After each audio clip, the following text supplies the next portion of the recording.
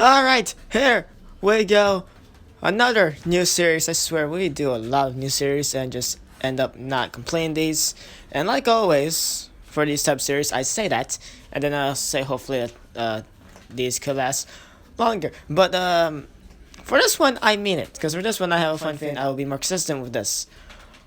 Hopefully, now watch me not be consistent in like a couple weeks. I don't know, but we shall see. Anyway, here we go. Madden 20 franchise mode. I just mostly been doing some WWE 2K stuff and Madden mobile stuff, and I haven't really been doing Madden on console.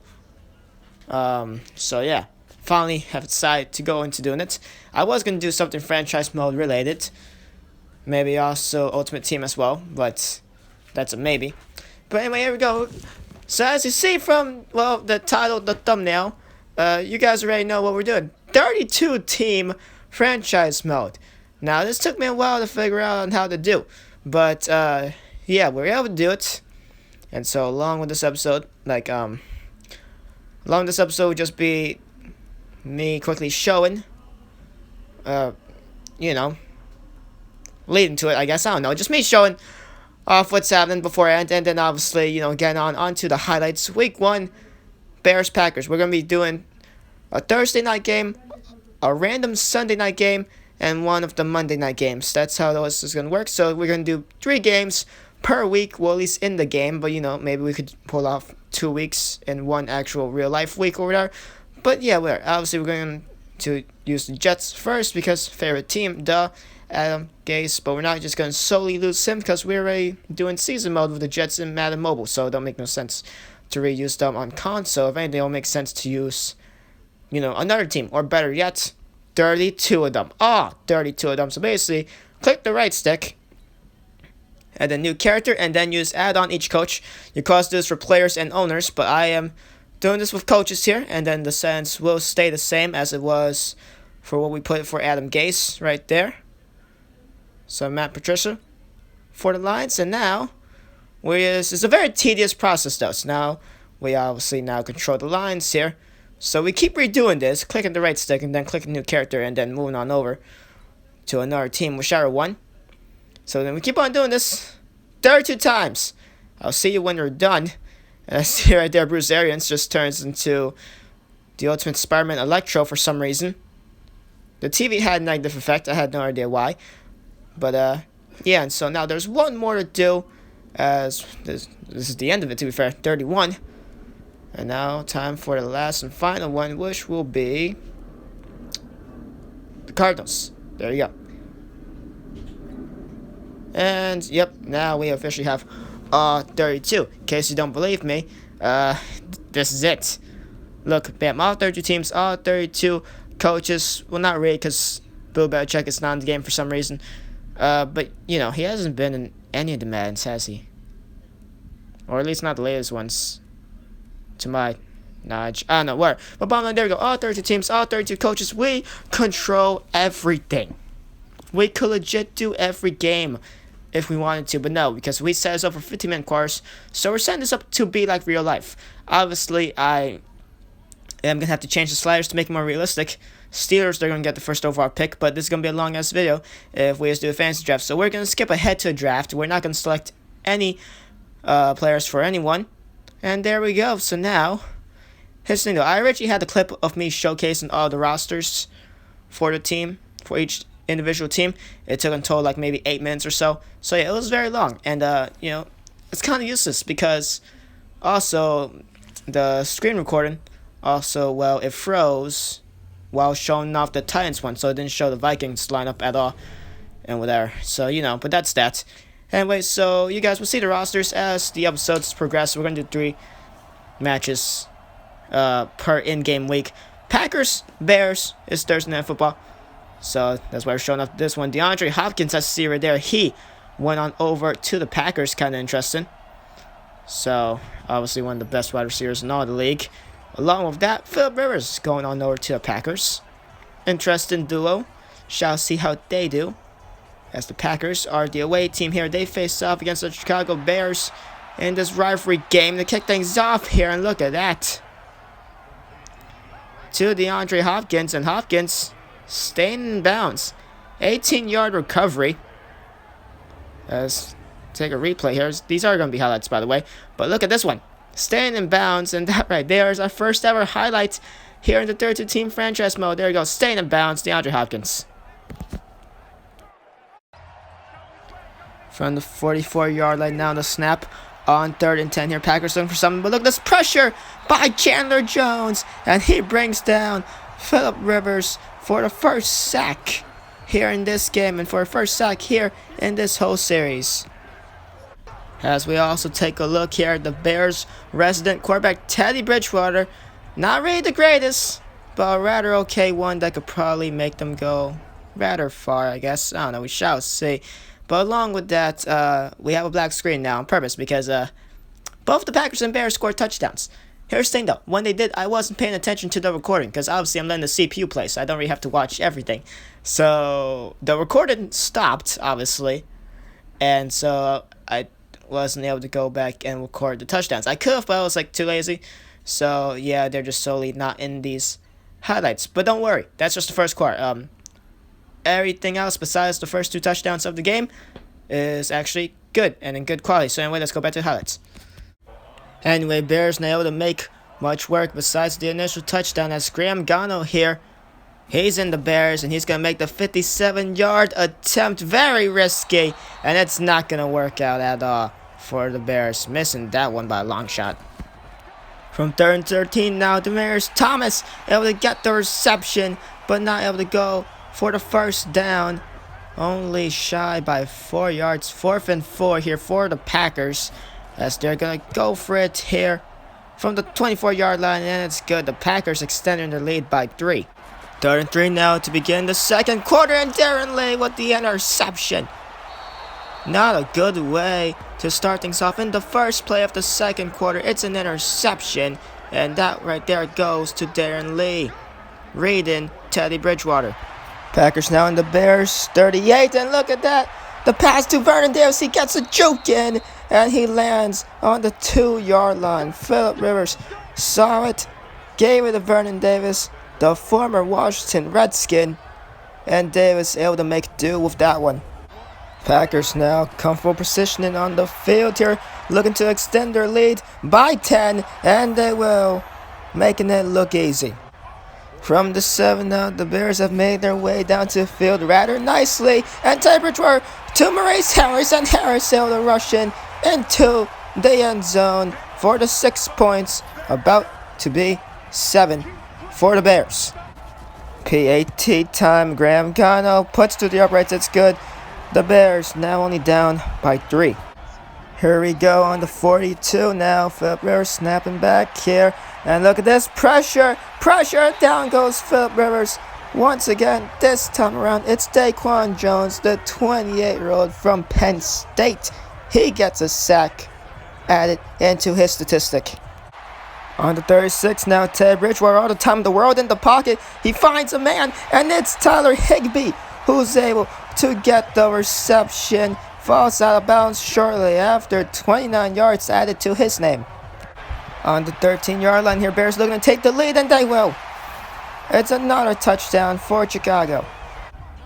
Bears now looking to extend their lead here by another possession. Can they do it here on the 20-yard line now? Oh, but down goes Teddy Bridgewater, and that's recovered from the fumble into the end zone. The Packers given new life after that one as they look to take their lead by 3, and they will. The PAT is good. Bears now going to look to retaliate for the fumble recovery into the end zone area, and they will. Score now tied 24-24. There you go, tied game as we head into halftime. On their own 43-yard line here is the Bears, and look at that pressure. It comes to Teddy Bridgewater. Malcolm Jenkins makes the sack. He's been having a rather impressive game here on the defense, and it just continues to build, and he brings a sack to the numbers for the Packers. On 3rd and 19, Bears looking to redeem themselves after that sack. And look at that, Teddy Bridgewater all the time in the pocket. Great blocking, and he was heavily protected. He's able to get the ball downfield to Bruce Ellington. Just a great team effort, protecting your quarterback right there. Teddy Bridgewater had all the time in the world in the pocket, and he completes the amazing pass. Bears now on the Packers' 27-yard line, looking for a field goal to extend their lead by 3 once more, and it's through the uprights and good. From the 44 now, the snap. Bridgewater looking at Ellington. It's towards Ellington, and Bruce Ellington barely in bounds. He made the catch. What a connection these two have been making right there. The 4th catch of the game for Bruce Ellington. The previous play is under review. Well, it seems like, just definitely a spectacular catch. Able to keep his feet in bounds. But now we're taking a look here as Green Bay has changed the play to see, did Ellington have full possession over the ball throughout contact? Did he have possession during the catch? And while he was falling, referees now come to a decision here. I personally think that it was good, and the referees are going to think that as well. Ellington's first down will remain like that. As now the Bears here from the 35. Now Bridgewater once again, another snap. Rather decent time in the pocket, straight down the middle. No one there. Now on the 8, the Bears looking to make this a 2-possession game with this touchdown. Can they get it? Yes, they will. Bruce Ellington in the end zone. And once again, Ellington having a day here. His 2nd touchdown of the game. Bridgewater and Ellington, they've just been having field days here against Green Bay. From the 14th now, the Packers looking to get back on the board here. Can they do it? Phillip Rivers looking downfield. He has DeAndre Hopkins, and Hopkins, what a catch! Able to catch it barely in bounds, similar to his first catch on today in the game. A 23-yard recovery for the Packers. Bears on 23-yard line now. Fakes the run. Bridgewater barely gets off in time. Targeted Alshon Jeffrey, but Xavier Howard was right there to make the interception. Reading the eyes of the QB, and Xavier Howard, with an interception added to his name, snatches it away from Alshon Jeffrey. The Packers still have a chance here to take the lead and hopefully win this game. They're only down by 10 as we end off the 3rd quarter. Bears in the lead. From the 28, now Rivers here looking downfield, and he's gonna dart one to DeAndre Hopkins, and Hopkins, a spectacular catch once again. Barely any space in the end zone, but he's able to make it do with it. What a reception. This man has not been targeted all that much throughout this game, but when he has made them count. And it's a touchdown for the Green Bay Packers. DeAndre Hopkins impressing us all once again. Well, it looks like the refs. Another booth review here this time around. Well, for DeAndre Hopkins again, actually. So they're going to check to see if he had possession of the ball throughout that. Well, he did last time. Will he this time around? An even more enclosed space as compared to the last spectacular reception that he was able to get. And the referees seem to have come to a decision. I personally think that he had possession of the ball. And the refs, they will agree. As now here we go, the Packers looking to only be down by 3. Can they make this 31? No, they can't. It's blocked. Chicago blocks the PAT. And just like that, the Bears maintain their lead by 4. And the Packers are not able to be down by a field goal. Teddy Bridgewater in action once again. Look at those statistics. He's been having a pretty good game so far. Can he maintain that? As we're now in the 4th. As now, here we go on the 25-yard line. The snap, Bridgewater going to hand it off to Christian McCaffrey. And now going to break away from some tackles. Gets the juke in as well. Can he push it in for a first down? And yes, he did. Well, it's hard to believe that a player the caliber of Christian McCaffrey has not had some plays like that throughout this game.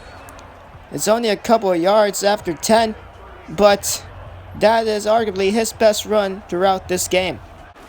Bears now on the 36 here. Teddy Bridgewater cannot find any targets. He's run away. He's being chased down, and he's also taken down.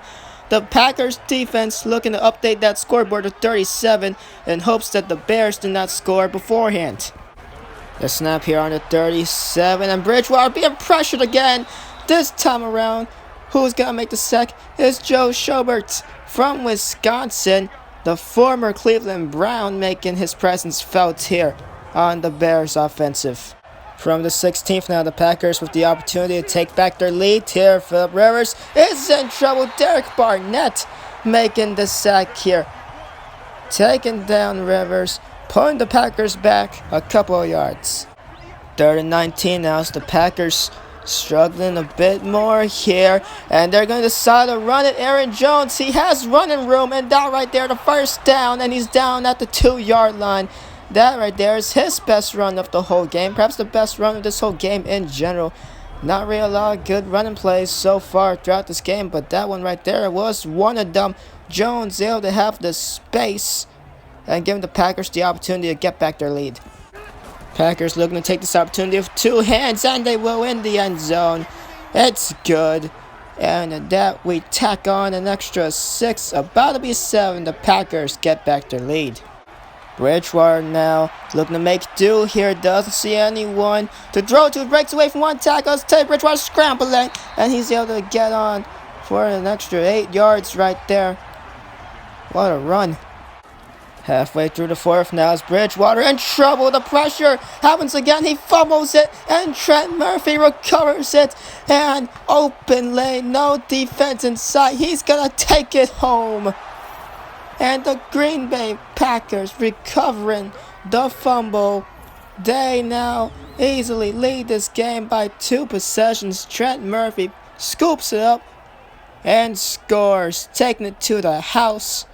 The Packers lead just a little bit more comfortably. Bears slowly but surely marching their way down the field, and look at that, Bridgewater gets sacked again. This time around it's Josh Sweat, in which his first tackle of the game is, well, a sack actually. The Packers now with 7 sacks compared to Chicago's 4.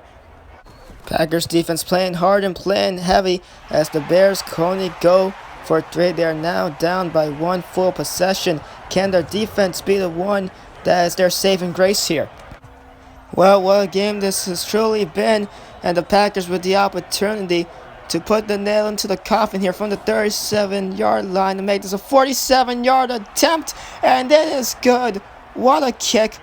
And the Packers with a 10-point lead, only a minute and a half left, and the Packers, they pretty much have ended this game off here. And here we go. The last play of the game. Even if the Bears get a touchdown, they still lose this game either way. Bridgewater just wants to get one more completion, making it look good on the statistic, and it is actually going to be completed right there. But it doesn't matter. The Green Bay Packers get one over here against the Chicago Bears. The Packers coming all the way from Green Bay to Chicago, and they leave the winners in Chicago's home turf. And you know what a game we witnessed. Both quarterbacks, Teddy Bridgewater and Phillip Rivers, doing very well. Quarterback rating not too far off. Bridgewater just slightly better. He did have to better game, 43 for 56 compared to Phillip Rivers 25 to 38. But Bridgewater just had the better numbers. Aaron Jones just edging out Christian McCaffrey. Actually, not edging out. He's doing better than McCaffrey by a good amount right there. That's very surprising, actually. Alshon Jeffrey does not have a touchdown to his name, but did the best, actually. Did better than Bruce Ellington. Surprisingly, Ellington had some pretty damn good catches in that game. Alshon Jeffrey, no touchdowns to show off the pretty damn good statistic. And DeAndre Hopkins only caught the ball 4 times, only had 74 yards to show for it. And he had 2 or 3 amazing catches, so that's awfully weird. But yes, and then here's all your statistics and all that good stuff. With that, we end off this video. Thank you all for watching, and we'll catch you all in the next one.